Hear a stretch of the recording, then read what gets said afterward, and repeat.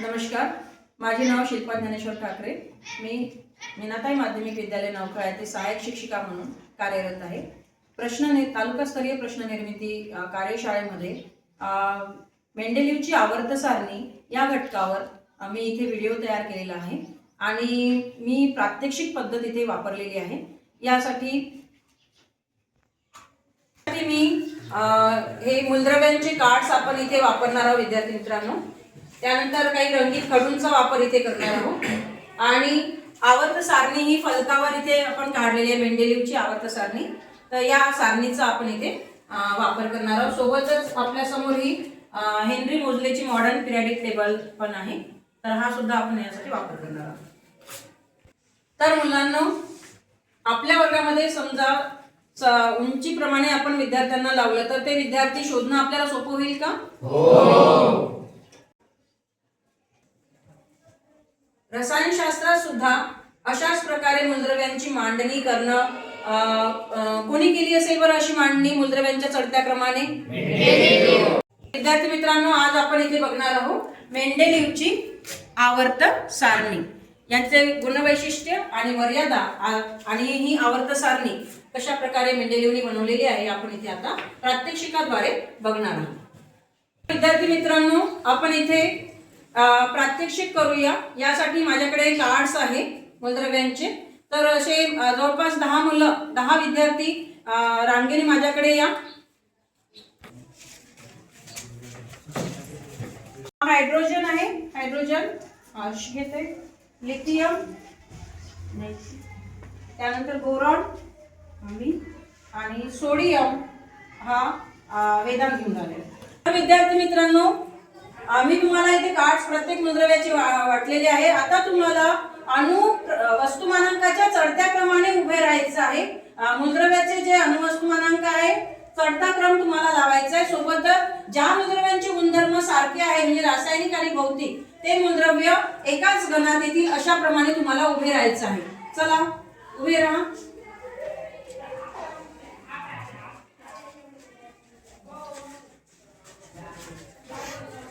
Lithium कुठे उभा आहे?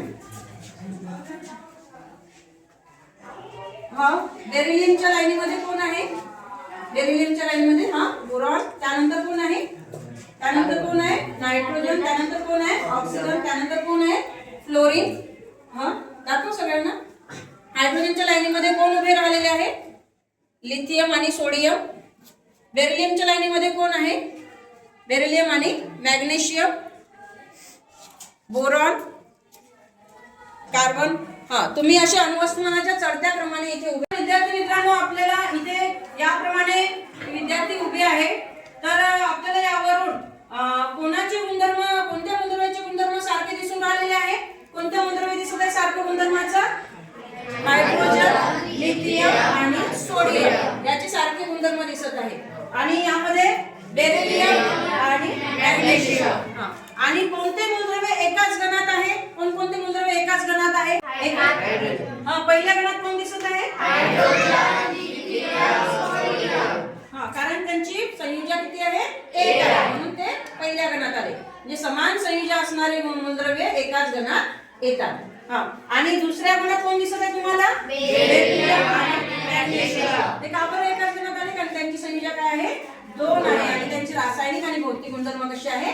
सारखे आहेत। अशा प्रमाणे मेंडेलिव्ह या शास्त्रज्ञांनी अणुवस्तुमानाच्या चढत्या क्रमाने आणि ज्या मूलद्रव्यांचे रासायनिक आणि भौतिक गुणधर्म सारखे असतात आणि अणुवस्तुमानाच्या चढत्या क्रमाने त्यांनी काय केली आहे? मूलद्रव्याची मांडणी केली आहे। एकूण 63 मूलद्रव्याची मांडणी रशियन शास्त्रज्ञ, यांचं नाव होतं दिमित्री मेंडेलिव्ह, यांनी यशस्वीरित्या पूर्ण केलेली आहे। आणि त्यांनी यामध्ये जे उभे स्तंभ दिसत आहे तुम्हाला, या उभ्या स्तंभांना काय म्हटलेलं आहे? गण म्हटलेलं आहे। काय म्हटलंय बेटा? गण म्हटलेलं आहे। आणि ह्या ज्या आडव्या ओळी दिसून राहिल्या आहे, जसं लिथियम, बेरिलियम, बोरॉन, कार्बन, ह्या ज्या आडव्या ओळी दिसत आहे, या आडव्या ओळींना काय म्हटलेलं आहे? आवर्त असं म्हटलेलं आहे। यावरून आपल्याला मेंडेलिव्हच्या आवर्त सारणीचा नियम स्पष्ट होतो। या प्रात्यक्षिकावरून काय आहे तो नियम? की मूलद्रव्याचे रासायनिक आणि भौतिक गुणधर्म हे त्याच्या अणुवस्तुमानांकाचं आवर्ती फलन आहे। आवर्ती म्हणजे काही वेळानं काय होऊन राहिलेलं आहे, रिपीट होत आहे, पुन्हा तेच होऊन राहिलेलं आहे. जसं बेरिलियम हा धातू आहे, मॅग्नेशियम हा धातू आहे, हे दोन्ही एकाच गणात आले. ते दोन मूलद्रव्य काय झालेले आहे, गुणधर्म सारखे आहे त्यांचे, रासायनिक आणि भौतिक गुणधर्म, म्हणून ते एका गणात आलेले आहेत. जसे हायड्रोजन, लिथियम आणि सोडियम यांची भौतिक गुणधर्म, रासायनिक गुणधर्म सारखे आहेत, म्हणून ते एका गणात आलेले आहेत. यावरून आपल्याला आवर्ती नियम कोणता स्पष्ट होतो की मूलद्रव्याचे भौतिक व रासायनिक गुणधर्म हे त्याच्या अणुवस्तुमानाच्या आवर्ती फल आहे. म्हणजे अणुवस्तुमानाच्या चढत्या क्रमाने मांडल्यामुळे मूलद्रव्यांना ते रिपीट होऊन राहिलेलं आहे, त्याचं आवर्तन होऊन राहिलेलं आहे, त्याचं आवर्ती फलन होत आहे. तर विद्यार्थी मित्रांनो, आपण आता एक प्रात्यक्षिक बघितलं, तर दुसरं बघू की एक मी घटक मूलद्रव्य गायब केलेलं आहे. ठीक आहे, आता तुम्हाला ते ओळखायचं आहे, अंदाज बांधायचा आहे की तो कोणता मूलद्रव्य मी इथे घेतलेला आहे, कोणता गायब केलेला आहे, कोणतं झाकलेलं मूलद्रव्य आहे. जसं पहा, तुम्हाला काय दिसत आहे, जवळ घेशील, सोडियम दिसून राहिला आहे, सोडियम, हा सोडियम दिसत आहे, सोडियम, मॅग्नेशियम, ॲल्युमिनियम इथे झाकलेले आहे दोन मूलद्रव्य. ठीक आहे, हा दोन मूलद्रव्य मी झाकलेले आहे. त्यानंतर इकडे सल्फर आणि क्लोरीन दिसून राहिलेलं आहे. तर आता तुम्हाला ओळखायचं आहे की गायब मूलद्रव्य कोणते आहे. तर विद्यार्थी मित्रांनो, मी इथे एक मूलद्रव्य गायब केलेलं आहे, झाकून ठेवलेलं आहे. तर कोणी अंदाज बांधू शकेल का की इथे कोणता मूलद्रव्य यायला पाहिजे ॲल्युमिनियम नंतर? कोण सांगेल? वेदांत? ॲल्युमिनियम 27.3 आहे, तर दुसरा मूलद्रव्य 27.3 पेक्षा जास्त असू शकतो. म्हणजे त्याचं अणुवस्तुमान जास्त असायला पाहिजे. म्हणजे अणुवस्तुमान जास्त असणारं मूलद्रव्य इथे यायला पाहिजे. कोणाच्या अणुवस्तुमानापेक्षा? ॲल्युमिनियमच्या अणुवस्तुमानापेक्षा. अजून कोणी सांगू शकेल का? अजून कोणी विद्यार्थी सांगू शकेल का अजून कोणता मूलद्रव्य इथे म्हणजे अंदाज आपण बांधायचा आहे, कोणता येऊ शकतो? कोण सांगेल? ॲल्युमिनियम पेक्षा जड मूलद्रव्य यायला पाहिजे. म्हणजे ॲल्युमिनियमचं अणुवस्तुमान कमी, त्याच्यापेक्षा थोडा जड असलेला मूलद्रव्य म्हणजे अणुवस्तुमान जास्त असलेला मूलद्रव्य आपल्याकडे म्हणजे इथे यायला पाहिजे. तर आता मला कोणी सांगू शकेल का की कोण येऊ शकतो ॲल्युमिनियम पेक्षा जड असणारा? हा, सिलिकॉन. का बरं सिलिकॉन यायला पाहिजे? मग अणुवस्तुमान किती आहे त्याचं? 28 आहे. म्हणजे अणुवस्तुमान कसं आहे? 27 पेक्षा जास्त, म्हणजे ॲल्युमिनियम पेक्षा जास्त आहे. तर हा सिलिकॉन बघा बेटा, इथे ॲल्युमिनियम आहे आणि ॲल्युमिनियम नंतर सिलिकॉन आलेला आहे, 28 अणुवस्तुमान. त्यानंतर फॉस्फरस आला आहे 31. अशा चढत्या क्रमाने मेंडेलिव्हने आपली आवर्त सारणी इथे तयार केलेली आहे. आणि मूलद्रव्यांची मांडणी ही अणुवस्तुमानाच्या चढत्या क्रमाने मांडलेली आहे. सोबतच त्यांच्या रासायनिक गुणधर्माचा आणि भौतिक गुणधर्माचा सुद्धा विचार केलेला आहे. यावरून आपल्याला मेंडेलिव्हचा आवर्ती नियम काय म्हणते बघा, मूलद्रव्याचे भौतिक व रासायनिक गुणधर्म हे त्याच्या अणुवस्तुमानांकाचे आवर्ती फलन आहे. तर असा हा नियम आपल्याला इथे दिसून येत आहे. विद्यार्थी मित्रांनो, आपण कोणी सांगू शकेल का मला मग मेंडेलिव्हचा आवर्ती नियम काय आहे?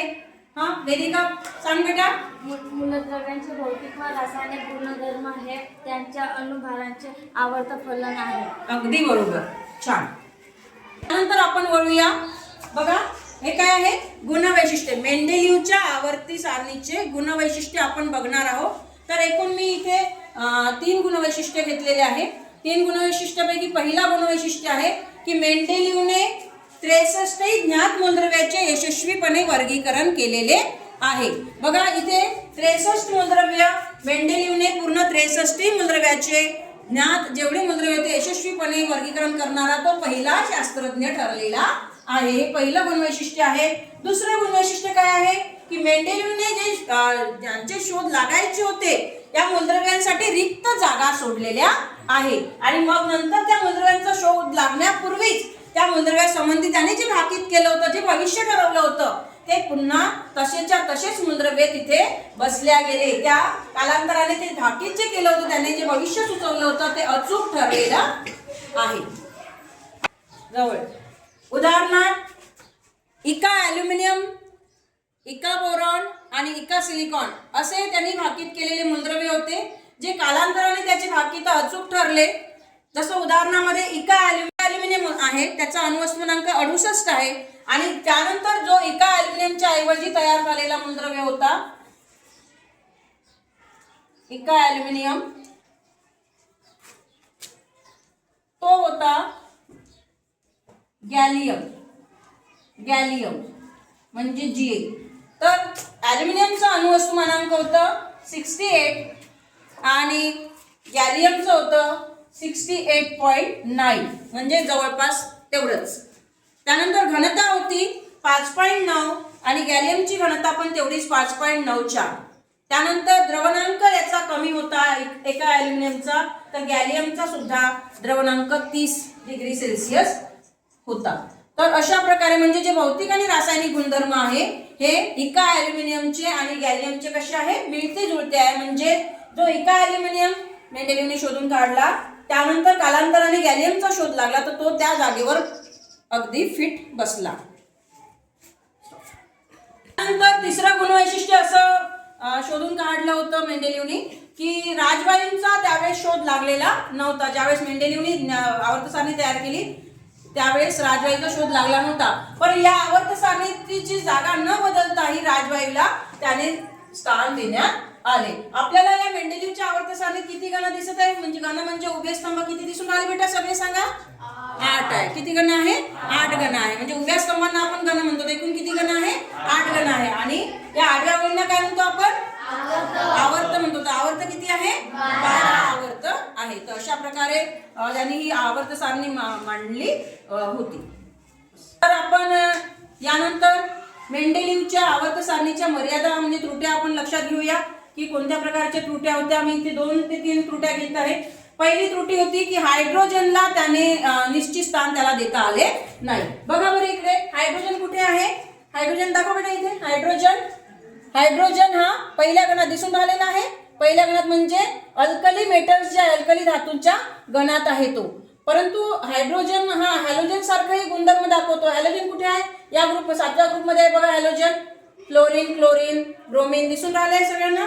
तर म्हणजे हायड्रोजन जो आहे याला निश्चित स्थान देता आलं नाही, कारण तो अल्कली धातूचे गुणधर्म दाखवतो म्हणजे धातूचे गुणधर्म दाखवतो आणि हॅलोजनचे गुणधर्म दाखवतो म्हणजे अधातूचे गुणधर्म दाखवतो. म्हणून त्याला निश्चित स्थान त्याला देता आले नाही. हा पहिली मर्यादा आहे, पहिली त्रुटी आहे. समजलं बेटा?